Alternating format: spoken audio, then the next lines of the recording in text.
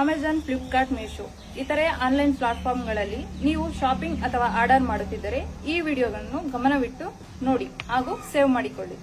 ಪ್ರದೀಪ, ನಾನು ಮೀಶೋಯಿಂದ ಆರ್ಡರ್ ಬಂದಿತ್ತು. ಈ ಡಬ್ಬ ಖಾಲಿಯಾಗಿದೆ, ಡಸ್ಟ್ಬಿನ್ಗೆ ಹಾಕೋಣ.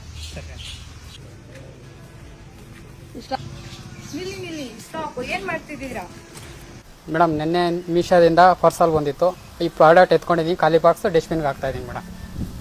ಇದೇ ನಾವು ಮಾಡುತ್ತಿರುವ ತಪ್ಪು.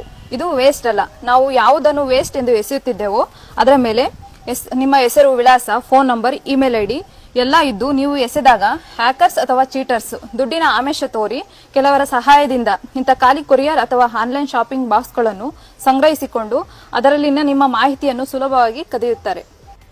ನೀವೇನಾದರೂ ಈ ರೀತಿ ತಪ್ಪು ಮಾಡುತ್ತಿದ್ದರೆ ಈ ಕೂಡಲೇ ಎಚ್ಚೆತ್ತುಕೊಳ್ಳಿ. ಈ ರೀತಿ ಖಾಲಿ ಬಾಕ್ಸ್ ಅಥವಾ ಆನ್ಲೈನ್ ಶಾಪಿಂಗ್ ಕವರ್ಗಳನ್ನು ಎಸೆಯುವ ಮೊದಲು ಅದರ ಮೇಲೆ ಇರುವ ನಿಮ್ಮ ಮಾಹಿತಿಯನ್ನು ಹರಿದು ಹಾಕಿ ನಂತರ ಎಸೆಯಿರಿ. ಆಗ ಯಾರೂ ನಿಮ್ಮ ಮಾಹಿತಿಯನ್ನು ಸುಲಭವಾಗಿ ಕದಿಯಲು ಆಗುವುದಿಲ್ಲ.